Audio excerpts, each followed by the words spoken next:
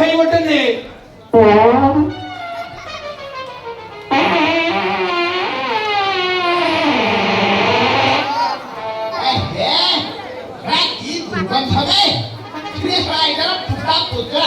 ଏଇ ଆଉ ଗୋଟେ ନେ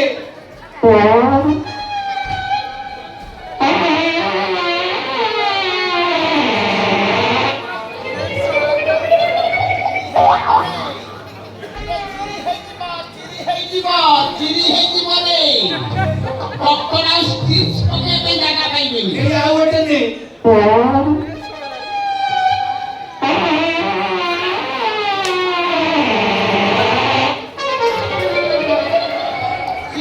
ଭଉଣୀ ଘର ଯାଇକି ଏହାରି କଣ ଗାଈ ଛାଡୁଛି ଏ ଭାଇର ଗନ୍ଧ ଗାଈ ନାହାନ୍ତି ଏଇଟା ଭଲ ଗାଈ ଆଗ ଗାଈଟା ଏମିତି କଣ ଛାଡୁଛି ଭାଇ ମାନେ ଗ୍ୟାସ୍ ଗ୍ୟାସ୍ ଦି ପ୍ରକାର ଗୋଟେ କମର୍ସିଆଲ ଆଉ ଗୋଟେ ପ୍ରାଇଭେଟ ପଛ ଯୋଉଟା ଦେଲି ସେଠି ପ୍ରାଇଭେଟ ରେଟ କମ ଗନ୍ଧ ହୀନ ଆଉ ଆଗରେ ଯୋଉଟା ଦେଲି ସେଠି କମର୍ସିଆଲ ରେଟ ଅଧିକ ଗନ୍ଧ ଯୁକ୍ତ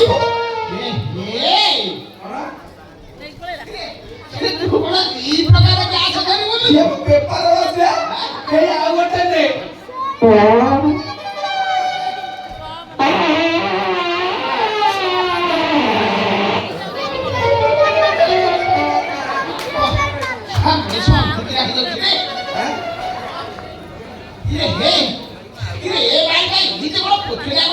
ଟାଙ୍କିରୁ ଗ୍ୟାସ୍ ସରିଲାଣି ତ ସେଇଟା ସେମିତି ଗନ୍ଧ ହଉଛି ମୁଁ ମୋ ଭଉଣୀ ଘରକୁ ଆଇଛି ଆଚ୍ଛା ତମେ କୁଆଡେ ଆଇଛ ତୁ ଯେମିତି ତୋ ଭଉଣୀ ଘରକୁ ଆଇଛୁ ମୁଁ ସେମିତି ମୋ ଝିଅ ଘରକୁ ଆଇଛି ସେ କବିତା ପାଟି ସେ ତମର ଗୋଟାଏ ବୋଲି ଝିଅ ଆଉ ମୋ 9ଟା ନା 6ଟା ଭଲ ଝିଅ ତମ ଭଲ ଝିଅ ଏ ତମ ଗୁରୁଜନ କଣ ତମ ବାପା ଶୁଣ ଆଉ ତ ତମକୁ କଣ କହିବି ତୋ ବୋପା ବୋଲି ମତେ ଡାକେ ସେ ଝିଅକୁ ଜନ୍ମ କରି ତମ ସ୍ତ୍ରୀ ମରିଗଲା ନା ଖାଇବା କଥା ମନେ ପକେଇଲି କାଇଁ କଥା ମନେ ପଡିଲା ମୋ ଛାତି ଭିତରେ ଖାଲି କରେଇ ହେଇଯାଉଛି ଖାଲି ଛାତି ଭିତରେ କଣ ହଉଛି ଆଉ କୋଉ ପାର୍ଟସ କରେଇ ହଉଛି ଦିନେ ଦିନେ କଷ୍ଟ ପାଇ ପୁରା ହାଲିଆ ହେଇଗଲା ଝିଅଟାକୁ ଜନ୍ମ କରି ଦେଇ ଶୋଇଗଲା ଯେ ଶୋଇଗଲା ଉଠିଲା ଭଲ ଝିଅଟେ ଜନ୍ମ କରିଛ ସେ ଜନ୍ମ ହଉ ହଉ ତ ମାଆକୁ ଖାଇଲା ଏଠିକି ଆସେ ଘରକୁ ଖାଇବ ତୁମ ଝିଅଟା ଏମିତି କଣ କଥା କରୁଛ କଣ ଜାଣିଛୁ ଜମାରୁ ତାର 3 ବର୍ଷ ହେଲା ବାହାଘର ହେଇଛି ସେଇଟା ଗୋଟାଏ ହିରୋଇନ ଝିଅ ମୋର ହିରୋଇନ ଭଳିଆ ଝିଅ ରୂପକୁ ଦେଖିଲେ ମୁନି ଋଷିକି ଟଳି ପଡିବେ ମୋ ଝିଅ ପୁଣି ଘର ଖାଇବ ତୋ ଭଉଣୀ ଅଳକା ସିଏ କଣ ଏତେ ଭଲ ମୁଁ ଏଇଠି କାହିଁ କହୁଛି ଯେ ମୋ ମା ଏକାଳେ 2ଟା ପିଲାକୁ ଜନ୍ମ କରିଥିଲା ପ୍ରଥମ ମୋ ଭଉଣୀ ଅଳକା ଜନ୍ମ ହେଲା ତାପରେ ମୁଁ ଏକାଳେ 2ଟା ପିଲାକୁ ଜନ୍ମ କରି ମୋ ମା ଖୁସି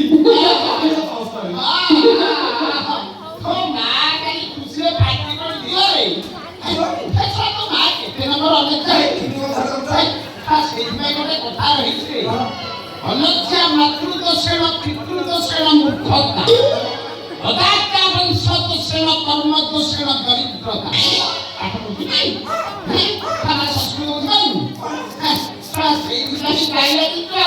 ଭଉଣୀ ଘରୁ ଗ୍ୟାସ ଧରିକି ତମେ ସେମିତି କଥାବାର୍ତ୍ତା କରିନି ତମେ ତ ଜାଣିଛ ମୋ ଭଉଣୀ ସହ ତମର ପଡେ ନାହିଁ ବାସି ମନବୋଧ ପାଖକୁ କାଇଁ କଣ ବର୍ଣ୍ଣବୋଧ ତମେ କିଛି ଜାଣିନ କି ମନୋବତ ଆଜି ମାନବିକତାର ଶ୍ରେଷ୍ଠ ସମ୍ମାନ ପାଇଛି ସେ ପୁଣି ଓଡ଼ିଶାର ଶ୍ରେଷ୍ଠ ପୁରସ୍କାର ସୁନ୍ଦର ଷ୍ଟିଲ୍ ମିଠା ଟ୍ରାକେଟରେ ଏସେନ୍ସ ଆଉ ମୁଁ ତା କଛି ଅଭିନନ୍ଦନ ଜଣାଇବାକୁ ଆଚ୍ଛା ତୁ କୁଆଡ଼େ ଆଇଛୁ ମତେ କୁତା କରି କଥାବାର୍ତ୍ତା କରୁଛ କଣ ଜାଣିଛୁ କଣ ଜାଣିଛୁ ମୁଁ ହଉଛି ପଦ୍ମାବତୀ ଆଣ୍ଡ ସହଦେବ ସାହୁଙ୍କର ମାନ୍ୟବର ସମୁଦି ଇଞ୍ଜିନିୟର ଅଭିଜିତ ସାହୁଙ୍କର ମାନ୍ୟଗଣ୍ୟ ଶ୍ୱଶୁର ଦଣ୍ଡପାଣି ଧନୀଦାସ ନା ସେନା ଗୁଡ଼ ସେଟା ଲୋକମାନେ ତ ଛତରେ ଖିଆବି ଡାକୁଛନ୍ତି ଦଣ୍ଡପାଣି ଧନୀଦାସ ଲୋକମାନେ ଛତରେ ଖାଇବା ବୋଲି ମୁଁ କଣ ସେଇଆ ହେଇଗଲି ନା କଣ କଥା ଦୁର୍ଭିକ୍ଷ ହୁଏ ହଁ ଲୋକମାନେ ଖାଇବାକୁ ନ ପାଇ ଭୋକ ବିକଳରେ ପୋକ ବାଛି କରି ମରୁଥିଲେ ସେତେବେଳେ ସରକାରଙ୍କ ତରଫରୁ ଖା ମୁଠା ଛତର ବଣ୍ଟା ଯାଉଥିଲା ଭୋକ ବିକଳରେ ଯିଏ ଯାଇ ସେ ଛତରରେ ଖାଉଥିଲେ ଲୋକମାନେ ତାକୁ ଛତର ଖା କହୁଥିଲେ ତୋ ବୋପା ଗୋଷି ବୋପା ବି ସେ ଛତର ଖାଇଥିଲେ ସେଇଥିପାଇଁ ଗୋଟେ ଡାକ ରହିଆଛି ମୁଁ ସେ ଡାକଟାକୁ କିମିତି ଲିଭାଇଲି କେବଳ ସେଇ କଥା ଚିନ୍ତା କରୁ ଗୋଟେ କାମ କଲି ତା କୋର୍ଟରେ ଯାଇ ଆଫିଡେଭିଟ୍ କରିଦେବି ସେ ଛତର ଖିଆକୁ ଛତ୍ରୀ କରିଦେବି ମାନେ ଦଣ୍ଡ ପାଣି ଛତ୍ରୀ ସେ ଟାଇଟେଲଟା କେମିତି ଲାଗୁଛି ଯେତେ ଯାହା କଲେ ବି ଲୋକମାନେ ତମକୁ ସେଇ ଛତର ଖିଆ ବୋଲି ଡାକିବେ ମାନେ ଦଣ୍ଡ ପାଣି ଛତର ଖିଆ ଦଣ୍ଡ ପାଣି ଛତ୍ରୀ ଦଣ୍ଡ ପାଣି ଛତର ଖିଆ ଛତ୍ରୀ ଛତର ଖିଆ ଛତ୍ରୀ ଛତର ଖିଆ ଦଣ୍ଡ ପାଣି ଛତ୍ରୀ পেলি রাখে ওই এবার পড়ো ও হে ও তুই কোন কলু তুই তো আখিটা দৃশ্য হবেই আরে সহজে বাবু বলি সহদেব বাবু তুই তো বাবু তোই ভড়িয়া যন্ত্রে পেলু না সে জায়গা দেখিকি পুরা পেলিছি আরে কথা কোন কি বাবু আমার ইনজেকশন নেବାକୁ ଭଲ ପାଆନ୍ତି ନାହିଁ ସେଇଥିପାଇଁ ମୁଁ ଏତେ ଚୁପ ଚୁପ ଆସିକି ବାବୁଙ୍କୁ ଇନଜେକସନଟା ଦେଇକି ଯାଏ ও হে ତୁ କଣ କଲୁ ଏ ମ୍ୟାଡାମ ଇଏ କିଏ ଜାଣିଛ ଯୋଉଠି ଦଣ୍ଡ ପାଣି ଛତର ଖିଆ ଆଉ ଇଏ କିଏ ଜାଣିଛ ଯୋଉଠି ପ୍ରିୟା ନଗର ମାନେ ଆମ ସମସ୍ତଙ୍କୁ ପ୍ରିୟ প্রিয়া না তো মা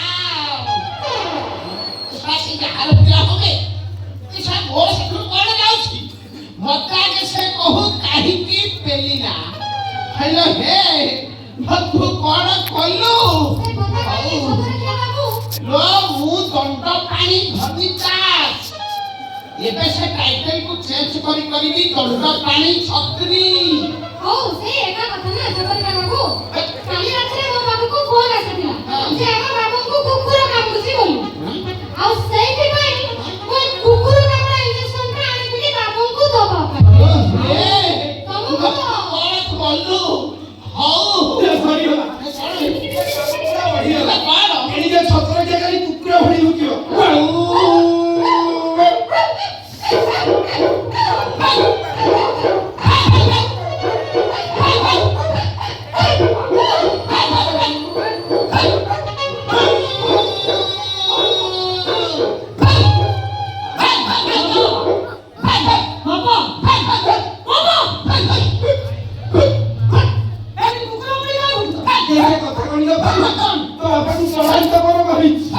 କୁକୁର କାମୁଡୁଛି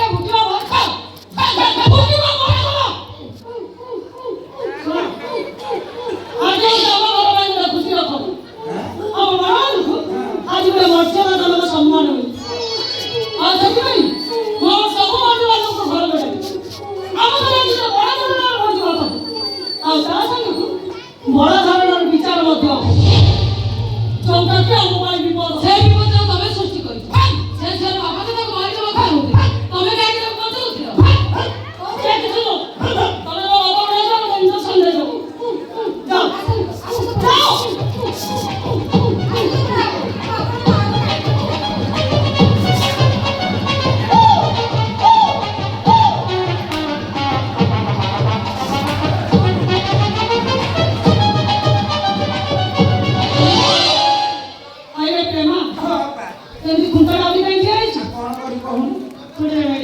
ମୁଁ ତ ନହେଲେ କିଛି ହବନି ଆଉ ଫୋନ করে କିଛି ପଠେଇ ଦବୁ ଫୋନ କରିବୁ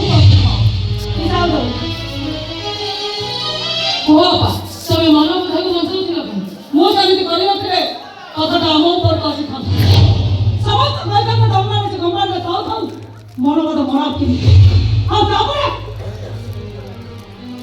ତାପରେ ଆଳୁ ଖୁଆ ଗୋଟେ ମହାଦେବ ବାହାର ତୁ ଖାଲି ବଡ଼ କଥା ମନେ ରଖ ଆମ ମନେ ମନେ ସେ କମ୍ପାନୀର ଝିଅକୁ ବାହାରେ ଘରକୁ ବହୁ କରି ଆଣୁଛି ସେ ଝିଅ ଯଦି ଏ ଘରେ ବହୁ ହେଇକି ରହେ ଆମ ଅବସ୍ଥା କ'ଣ ଆମେ ଚିନ୍ତା କରିଛୁ ସକାଳୁ ଆସି ରାତି ଏତେ ହେଲାଣି ଏପର୍ଯ୍ୟନ୍ତ ମନରେ ଦେଖାନି ହଁ ଆପଣଙ୍କ ପୁଅ ବାହା ହେଇ ବହୁ ଧରି ଘରକୁ ଫେରୁଛି କ'ଣ କହିବ ମୋ ମନ ବାତରେ ପଛରେ ବାହାରି ପଡ଼ିଛି ହଁ ଆପଣ ତାକୁ ମୁଣ୍ଡ ଲୁଣେଇଥିଲେ ସେ ଆପଣଙ୍କୁ ଧୋକା ଦେଇଛି ଆପଣଙ୍କୁ ବିଶ୍ୱାସ ସେ ଯୋଉ ପ୍ରମାଣ କରିଦେଇଛି ସେ ଆପଣଙ୍କ ଦଣ୍ଡିତ ପୁଅ ନୁହେଁ ଏଇଟା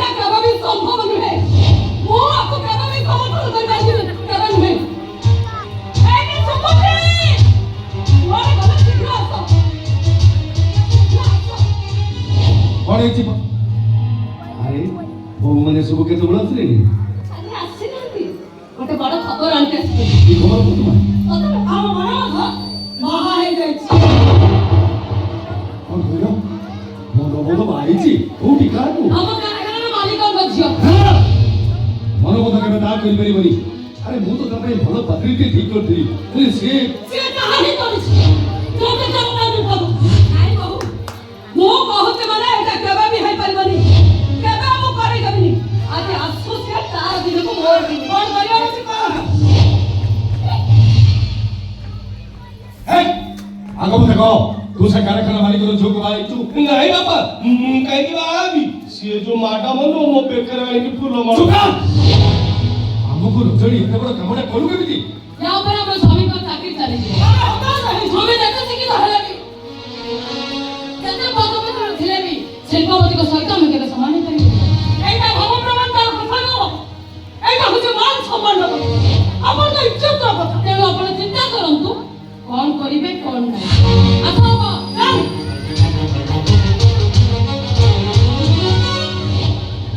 କାହିଁକି ଯେ ଏମିତି କଲା ମୁଁ କିଛି ବି ବୁଝିପାରୁନି।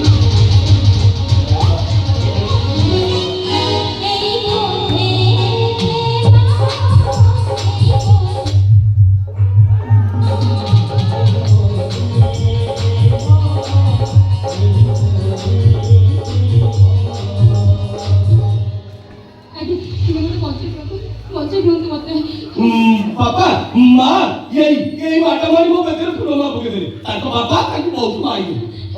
ଆଜ୍ଞା ମୋତେ ବଞ୍ଚେଇ ଦିଅନ୍ତୁ। ମୋ ଡାଡି ମୋତେ ମାରିଦେବାକୁ ଚାହୁଁଛନ୍ତି। ମୁଁ କୌଣସି ପ୍ରକାର ସେଠୁ ଖସିକି ପଳେଇ ଆସିଛି। ହଁ ବାପା ଏ ମାଟା ମୋ ସତ କହୁଛନ୍ତି। ତାଙ୍କ ବାପା ନା ତାଙ୍କୁ ମାରିଦେବେ। ତାଙ୍କୁ ଟିକେ ସାହାଯ୍ୟ କରନ୍ତୁ। ଦୂର ମନୋବୋଧ ମୁଁ ସେ ଝିଅ ସହିତ କଥା ହଉଛି। ଏ ଝିଅ ତମେ ବହୁତ ବଡ ଭୁଲ କରିଛ। ଯାହା ସମ୍ଭବ ନୁହଁ ତମେ ତାହା ହିଁ କରିଛ। ସୁତରାଂ ମୁଁ କହୁଛି ତମେ ତମ ବଙ୍ଗଳାକୁ ଫେରିଯାଅ। ମୁଁ ସେଠିକି ଫେରିଗଲେ ସେମାନେ ମୋତେ ମାରିଦେବେ। ଆପଣ ମୋତେ ବଞ୍ଚେଇ ଦିଅନ୍ତୁ। ବଞ୍ଚେଇ ଦିଅନ୍ତୁ ମୋତେ। ଗୋଡ଼ ଧରୁଛି ମୋତେ ବଞ୍ଚେଇ ଦିଅନ୍ତୁ। ଦେଖିଲ ତୋ ବାପା ଯଦି ଏ ବାହାଘରକୁ ସ୍ୱୀକାର କରିଥାନ୍ତେ ତାହେଲେ ଆମର କିଛି କହିବାର ନଥିଲା। ତୋ ବାପା ଯେତେବେଳେ ବାହାଘରକୁ ସମର୍ଥନ କରୁନାହାନ୍ତି ଆମେ ଆକୁ ଏବେ ବି ସ୍ୱୀକାର କରିପାରିବୁନି। ବା ଏବେ ବି ସ୍ୱୀକାର କରିପାରିବୁନି। ଏଇଠି ମ୍ୟାଡାମ ତମ ପାଇଁ ମୋ ବାପା ମା ଅସୁବିଧାରେ ପଡ଼ିଲେ। ବରଂ ଭଲ ହବ ତମେ ଏଠୁ ପଳେଇ ଯାଅ ତମେ। ତୁ ଚାଲିଯା। ମୋ ଡାଡି କି ଭୁଲି ମୁଁ ଆପଣମାନଙ୍କ ଭରସାରେ ଏଠିକି ଚାଲି ଆସିଲି। ଆପଣଙ୍କ ପୁଅଙ୍କ ମାନବିକତା ଯଦି ପୁରା ବିବାହ କରିଛି। ଉଚ୍ଚ ନିଚ ଜାତି ଅଜାତି ଧନୀ ଗରିବ ଏସବୁ ମୁଁ କିଛି ବି ଦେଖିନଥିଲି। କେବଳ ଗୋଟେ ଦୃଢ଼ ଇଚ୍ଛା ଶକ୍ତି ମୋତେ ଏଠିକି ଟାଣି ଆଣିଛି। କାରଣ ମୁଁ ଜାଣିଥିଲି ଆପଣଙ୍କ ପୁଅଙ୍କ ଭଳି ଆପଣମାନେ ମଧ୍ୟ ମାନବୀୟ ମୂଲ୍ୟବୋଧକୁ ବୁଝିପାରିବେ। ମୋ ଭାବନାକୁ ବୁଝିପାରିବେ। ତାହେଲେ ତେଣୁ ସମୟ ହେଲେ ମୁଁ ମୋତେ ଚାଲିଯିବି। ମୁଁ ମୋ ଭାଇ ଭଉଣୀକୁ ବିପଦରେ ପକେଇଦେବି। ଚାଲିଯିବି ମୁଁ।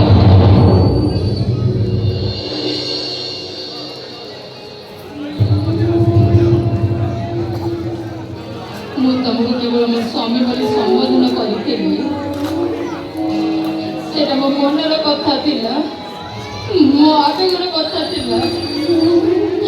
ଆଜି ଯେତେବେଳେ ସବୁଦିନ ପାଇଁ ମୁଁ ତମଠୁ ଦୂରେଇ ଯାଉଛି ଗଲାବେଳେ ତମ ପାଦ ତଳେ ମୋତେ ଟିକିଏ ଦିଅ। ମୁଁ ତାକୁ ହିଁ ସିନ୍ଦୁର ଭାବି ମୋ ମଥାରେ ବଳି ହେବେ।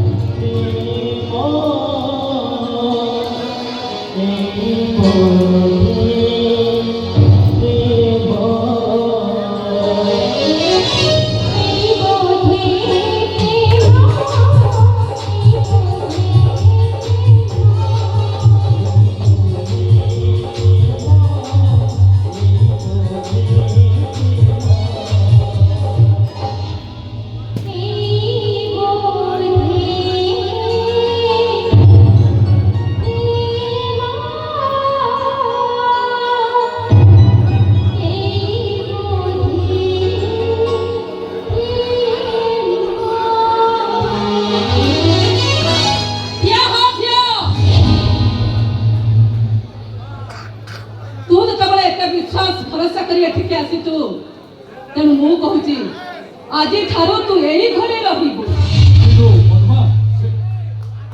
ମୁଁ ଖାଲି ତମ ସ୍ତ୍ରୀ ନୁହେଁ, ମୁଁ ପ୍ରଥମେ ଗୋଟେ ମା, ମୋ ପିଲାମାନେ ମା, ଆଉ ଏ ଝିଅର ବି ମୁଁ ମା। ତେଣୁ ମୁଁ ମା ହିସାବରେ କହୁଛି ମାନେ ଏ ଝିଅ ଆଜି ଠାରୁ ଏ ଘରେ ମୋ ବୋହୂ ହେଇ ରହିବ। ଆ ମା, ଆ।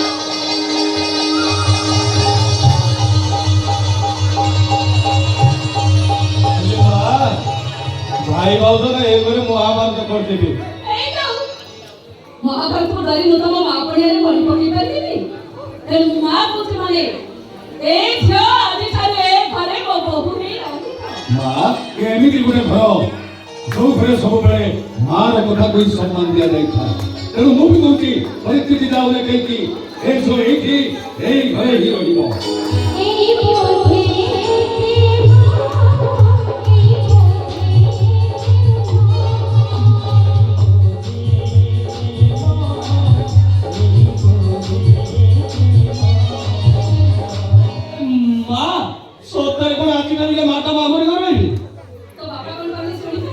ବାପା କହିଲେ ରହିବି। ସତରେ ସତରେ ଆଜି ଠାରୁ ଏ ଝିଅ ଏ ଘରେ ମୋ ବୋହୂ ହେଇ ରହିବ। ଏ ମା ଭାଇ ଭାଉଜ ଯଦି ଜାଣିବେ ନା ସେମାନେ ଏ ଘରେ ମହାଭାରତ କରିଦେବେ। ତ ଭାଇ ଭାଉଜ ମୋ ଉପରେ ନା ମୁଁ ତାଙ୍କ ଉପରେ? ଏ ନା ମୋ ମା ସମସ୍ତ